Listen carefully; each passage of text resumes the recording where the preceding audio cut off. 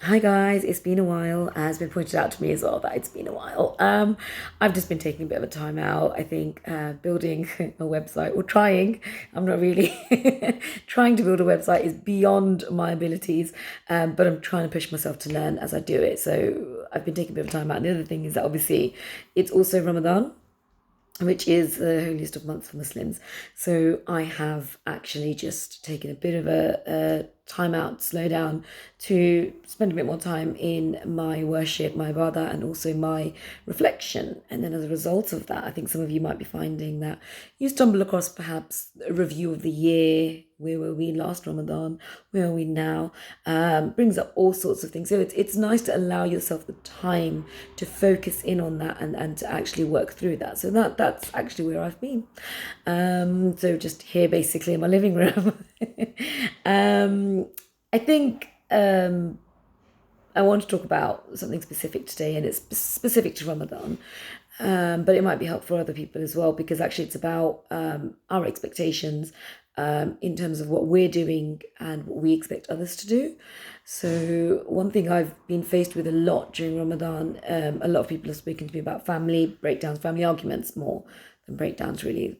Arguments is more better word, conflict around one person doing a certain amount of ibadah and then they want others to do the same, which I understand the intention completely and we're supposed to be encouraging each other. But where you have to draw the line is understanding whether where you are and where somebody else is it realistic and is it fair to expect them to be doing exactly the same as what you're doing? So if you imagine somebody's on a ladder and they're on the first rung of the ladder, but you're on the third rung of the ladder, now you're aiming for rung four, is it fair then to expect that person to also aim for rung four? It's not realistic. What ends up happening from a behavioral perspective when we do things like that is we often make people feel more alienated from the deen.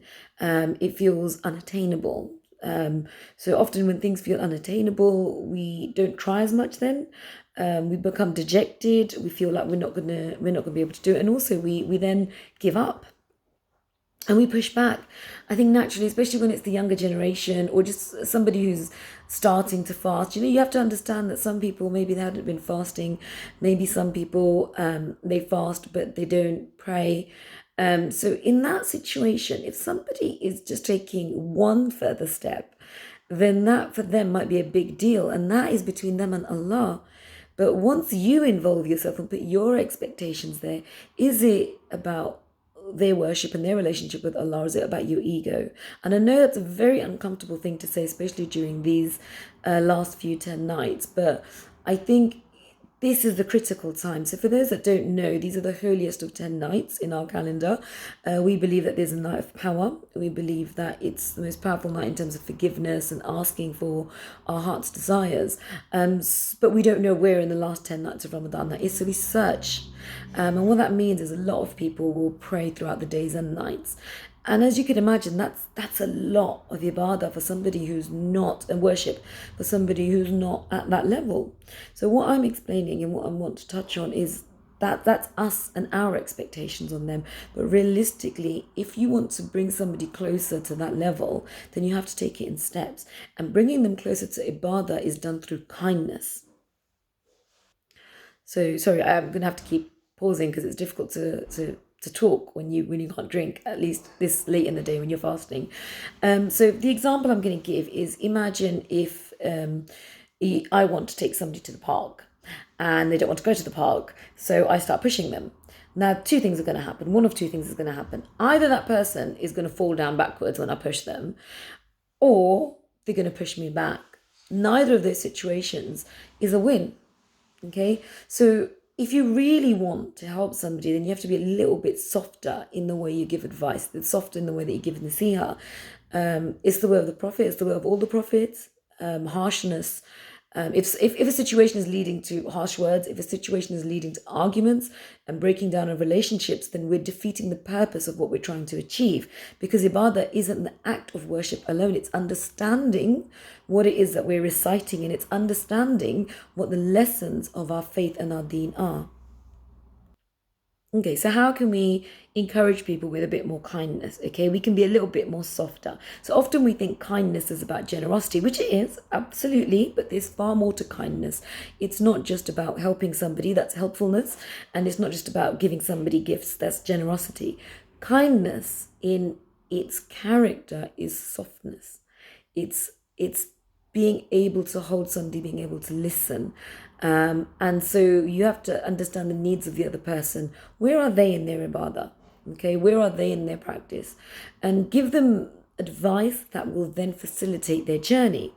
I think, you know, it's important not to feel like we're imposing something on somebody, especially if they can't cope with it.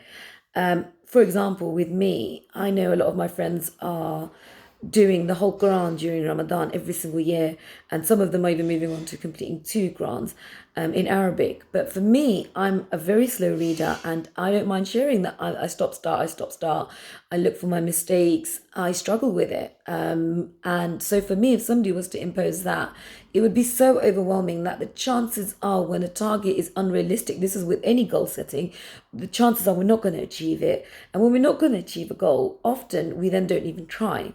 So we don't want to do that to people. We want to give them small, smart, manageable goals. And this is now advice for people that want to help other people, but also other people that are feeling like this. So those of you that have spoken to me about feeling like it's a struggle or feeling overwhelmed, slow down. Okay, the last 10 nights are about you enjoying this as well. Don't forget to enjoy the last 10 nights and make the most of them. We're not going to get them again for a year, and who knows who's going to be here and who's not. We already live in uncertain times. So my advice is enjoy these last 10 nights and give each other advice and encouragement through small bite-sized chunks if that's what's needed. So some of the things, some of the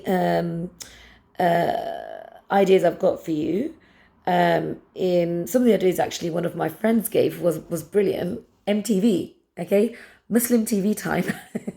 So not MTV music TV, Muslim TV time. Reminders from people like Umar Sulaiman, people like Numan Ali Khan, Mufti Menk, Yasmin Mujahid, sorry. But any of those types of reminders. Also, there's something called Prophet's Path, merciful servant as well. These are small bite-sized YouTube videos, and these are great, especially with the teenagers, right? Because the more you force and the more you impose, the further they're going to go away from you and away from the practice and the ibadah. So you don't want that. Okay, these are really good bite-sized chunks that they can manage and they can be engaged in. So the key is also enjoyment. Okay, and actually engaging. Okay, so that takes me to the other point. Ibadah isn't just about worshipping and praying and repeating. Okay, it's about understanding what we're reciting and putting it into practice. How many people actually contemplate on what is Siratul Mustaqim? Okay, what is the righteous path? What is the path of the right? How many of us are actually exemplary in our character, in the way we conduct ourselves?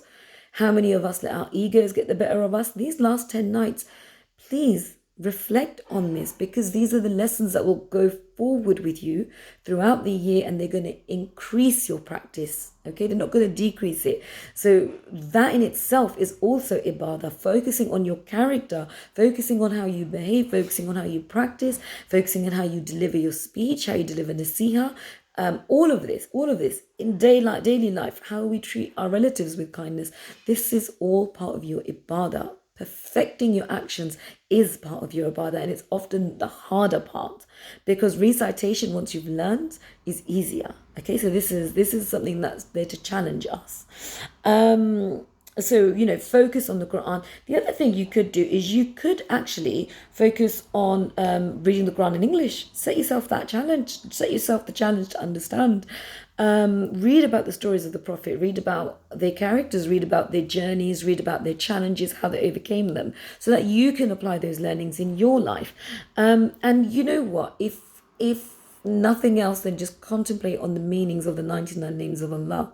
Take a couple of names a day and maybe focus on contemplating around them, maybe 5 minutes on each, 10 minutes on each, or however much time you want to give. These are just some suggestions, but my biggest suggestion to you guys out there is treat each other with kindness, because I know how passionate we are about Ramadan, and I know how much we love the Prophet and we love our worship, but we have to understand each other, and that's also part of our deen. I hope that helps, and I hope I haven't offended anybody. It's meant with nothing but light from a behavioral perspective and love.